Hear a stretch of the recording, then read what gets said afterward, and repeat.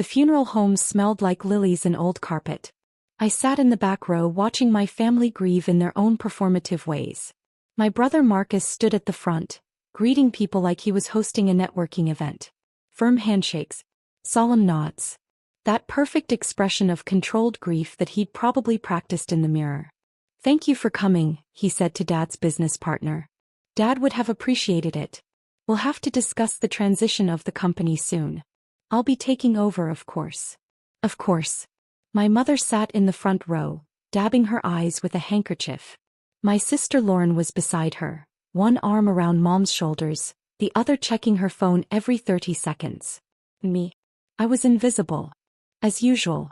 I'd flown in from Seattle that morning. Took a cab straight from the airport to the funeral home. I was wearing a simple black dress I'd bought 3 years ago. My hair was pulled back. No jewelry except the watch Dad gave me for my college graduation. Nobody had noticed me arrive. Nobody had saved me a seat. Nobody had called to ask if I needed a ride. I was used to it. The service started. The pastor said nice things about Dad. Some of it was even true. He'd been a complicated man. Brilliant in business. Distant at home. He'd built a commercial real estate company worth $47 million and spent more time with his properties than his children. Except for Marcus. Marcus had been groomed since birth to take over. Dad had taught him everything. Brought him to site inspections. Let him sit in on negotiations. Paid for his MBA at Harvard. Lauren got attention for being pretty and charming.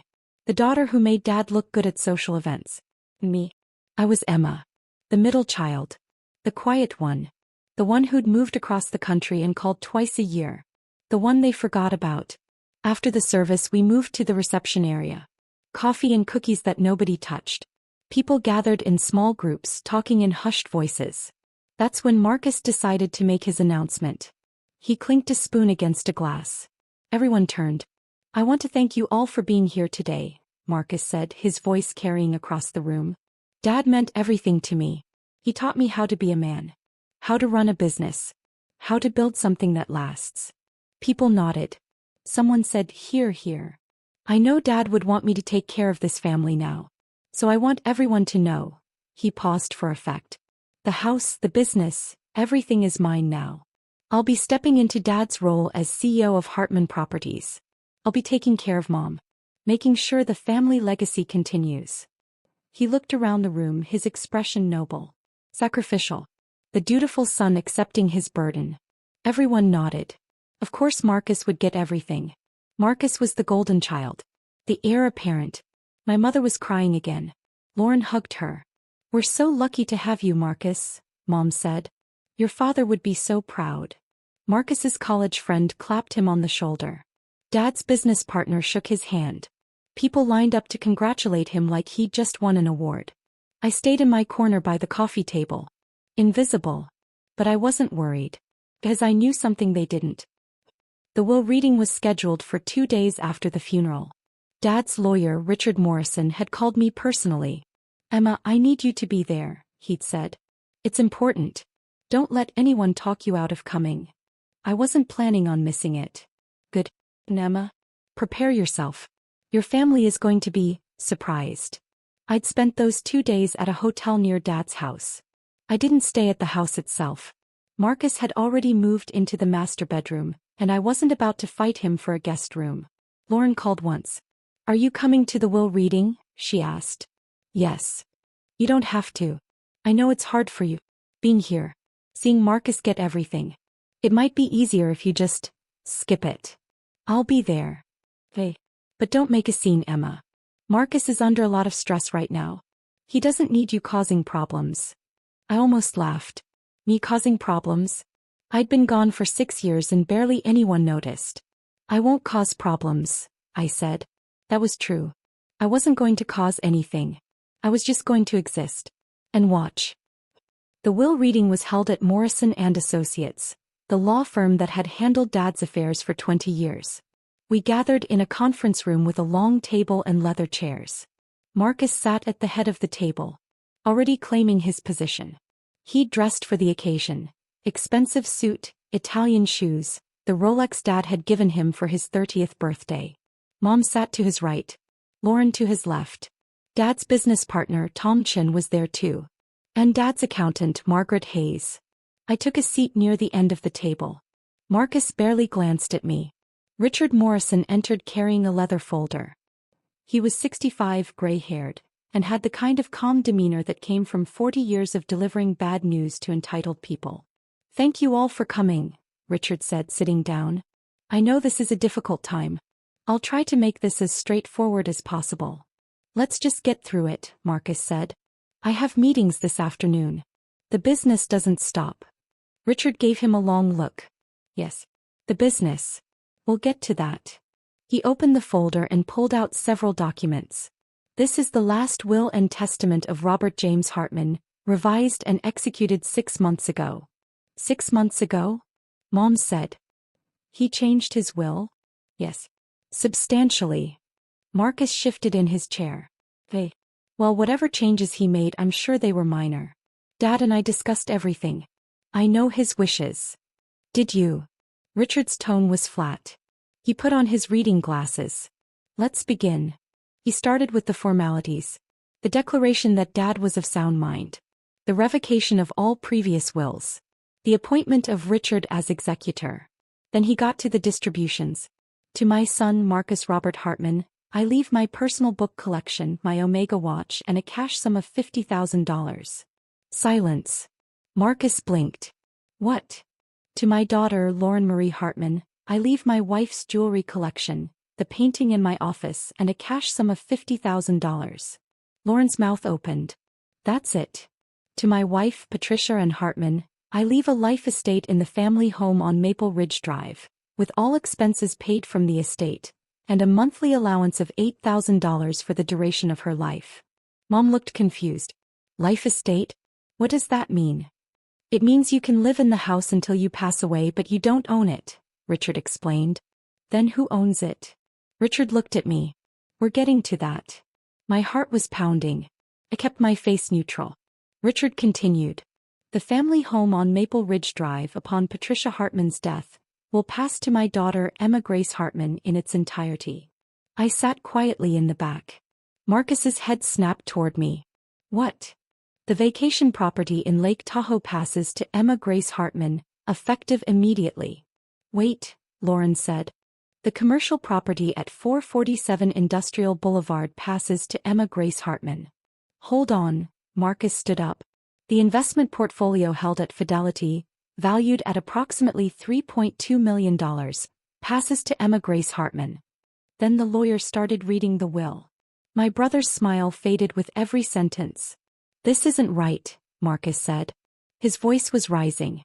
"There's been a mistake." Richard ignored him.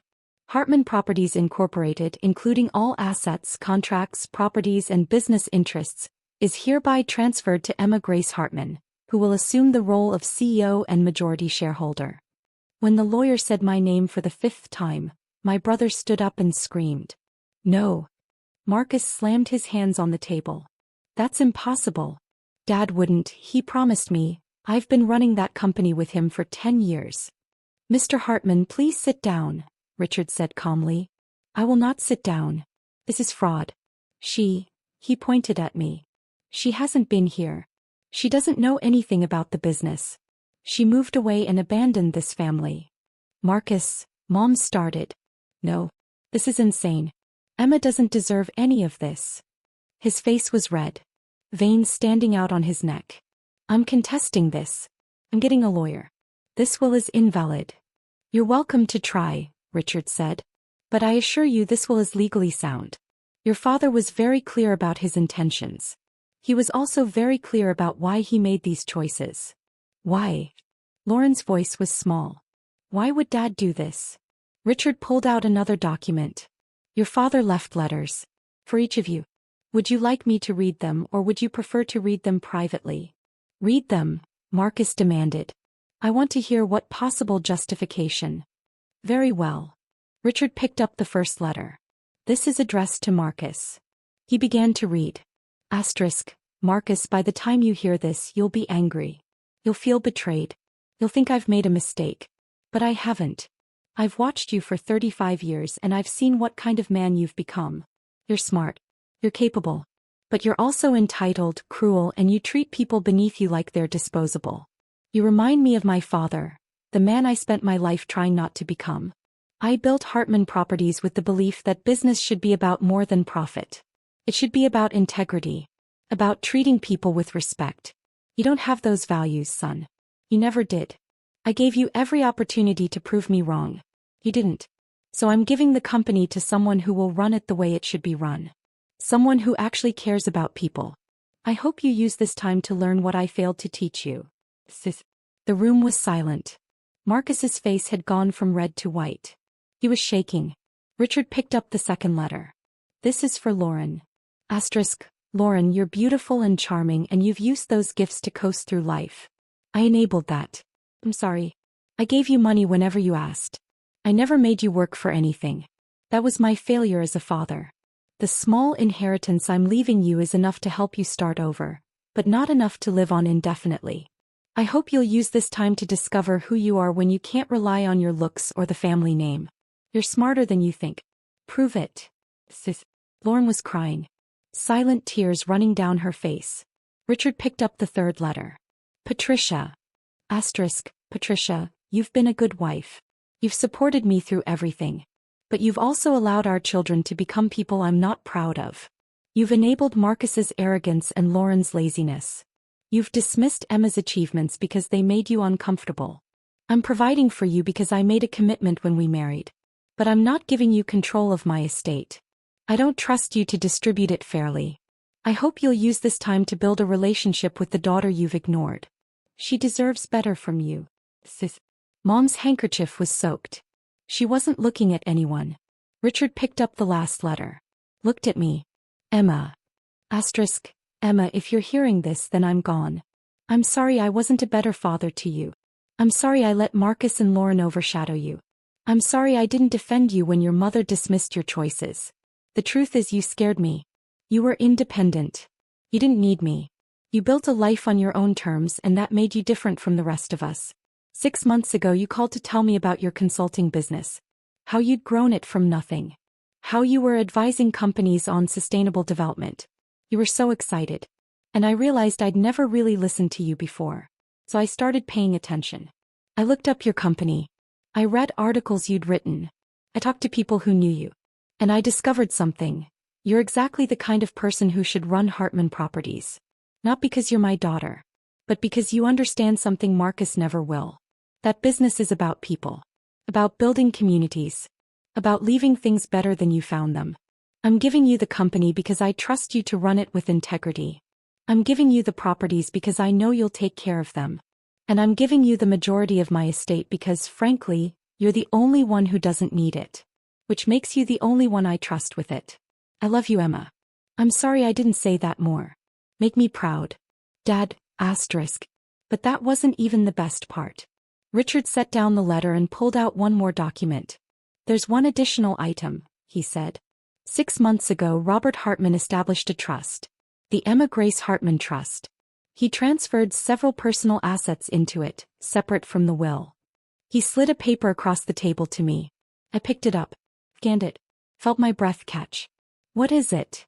Mom asked. I had to clear my throat. It's a trust worth $8.4 million. In stocks, bonds, and cash. What? Marcus exploded. That's not possible.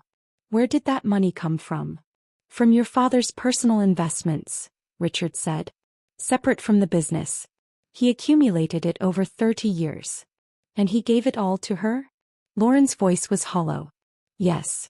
I stared at the paper. At Dad's signature at the bottom. At the date, 6 months ago. Right after our phone call. He'd actually listened. For the first time in my life he'd actually heard me. And this was his way of saying sorry.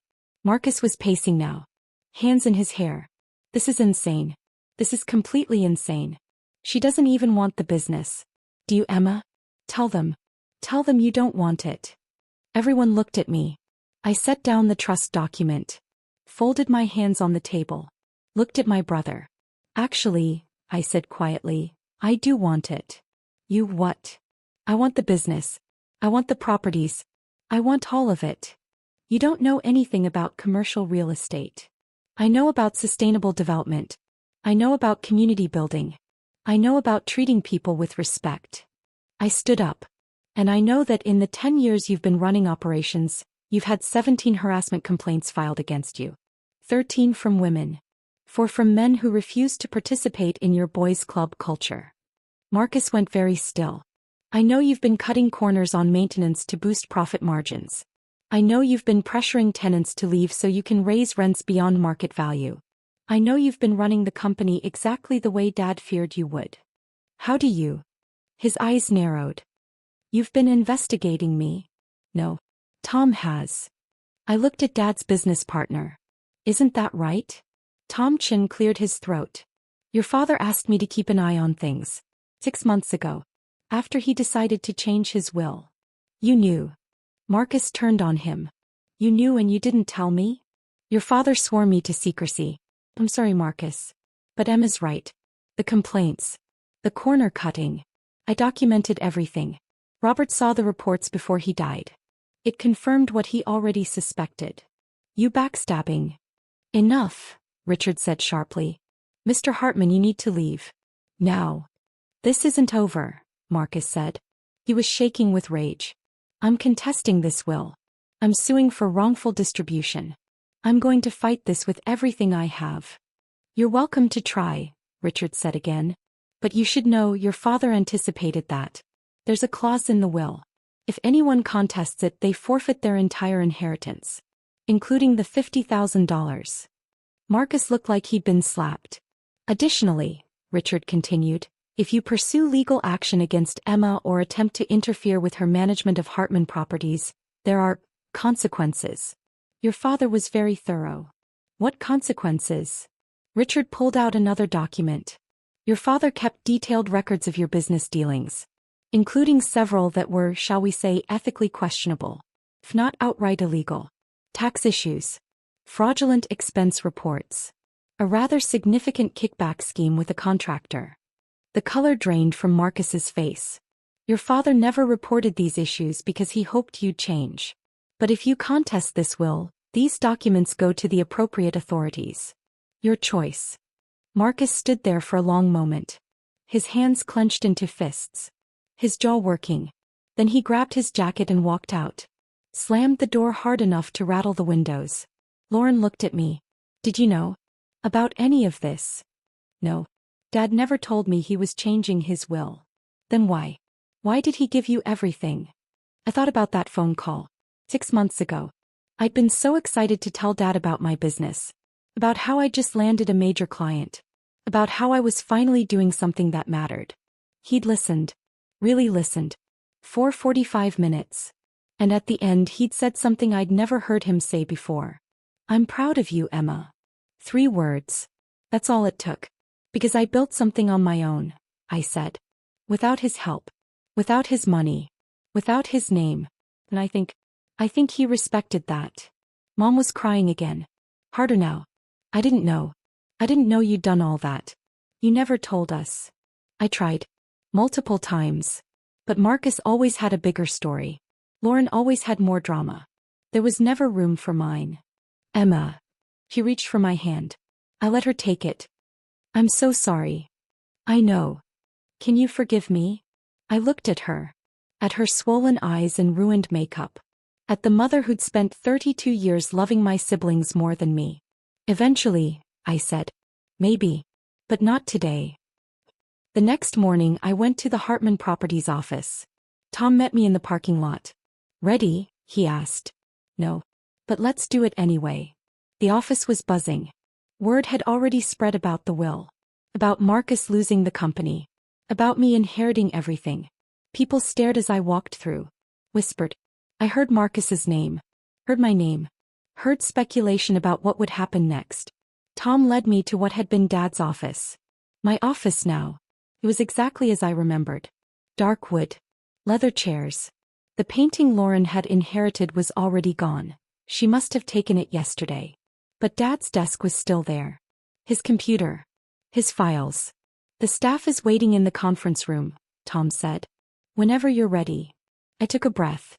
Sat down in Dad's chair. It felt too big. Too important. But I was here. and I had work to do. Let's go, I said. The conference room was packed. 30 employees. All of them uncertain. Worried about their jobs. About what the new boss would be like. I stood at the head of the table. Where Marcus had stood 3 days ago claiming everything. Hi, I said. I'm Emma Hartman. I know most of you don't know me. That's okay. We'll get to know each other. But first I want to make some things clear.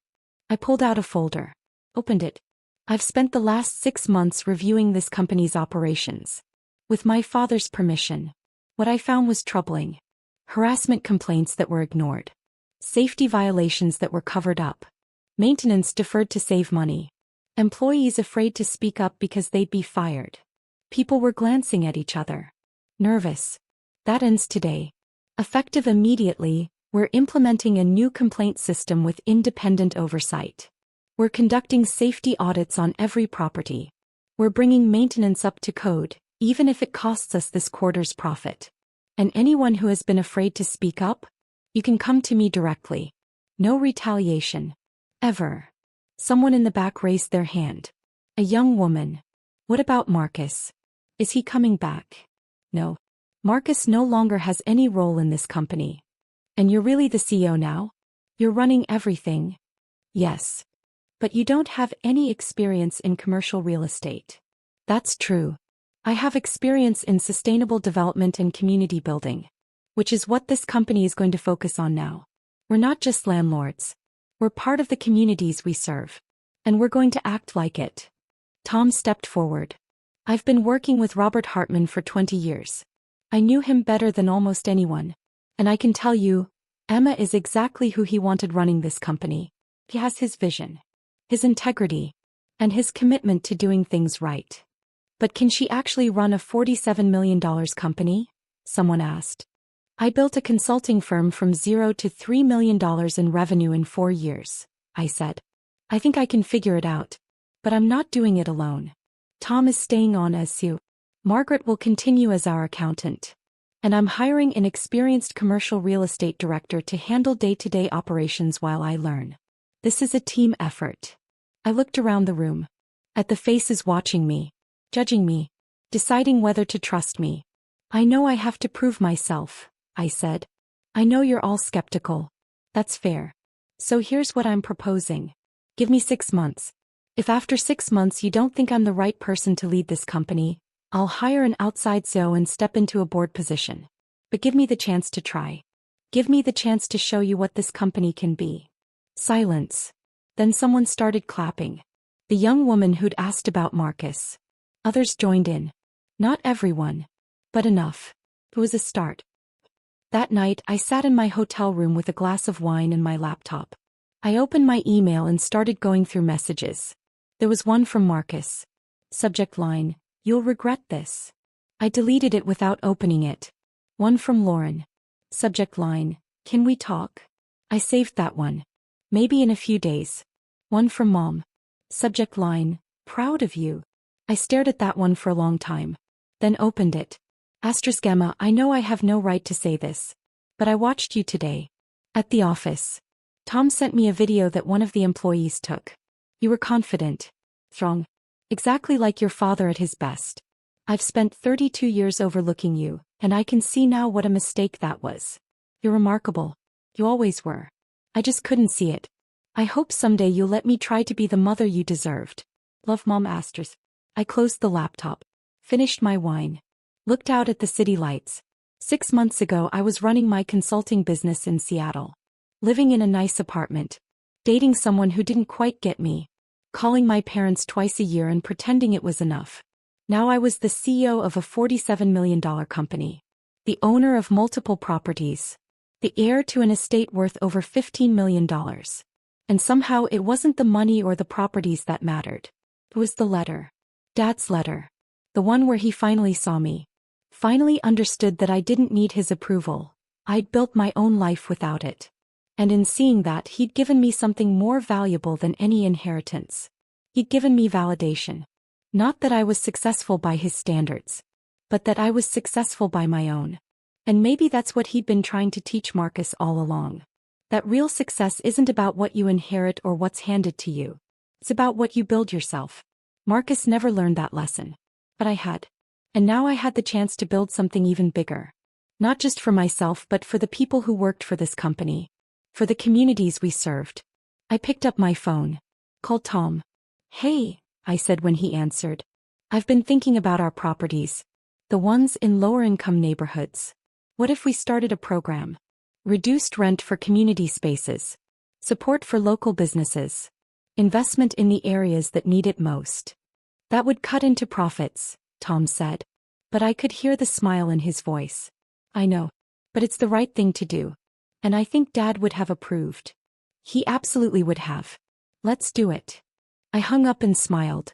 This was just the beginning. Marcus had stood up at Dad's funeral and announced that everything was his. He'd been so confident. So certain. He'd been wrong. Not because he didn't deserve success. But because he'd never understood what success actually meant. It wasn't about owning things. It wasn't about power or control. It was about building something that mattered. Something that lasted. Something that made the world a little bit better. Dad had spent 40 years building Hartman Properties. And now it was mine. Not to run the way Marcus would have. Not to maximize profits at any cost. But to do it right. The way Dad had always hoped it would be done. And maybe in doing that I'd finally become the daughter he'd always wanted. The one he saw in the end. The one he chose.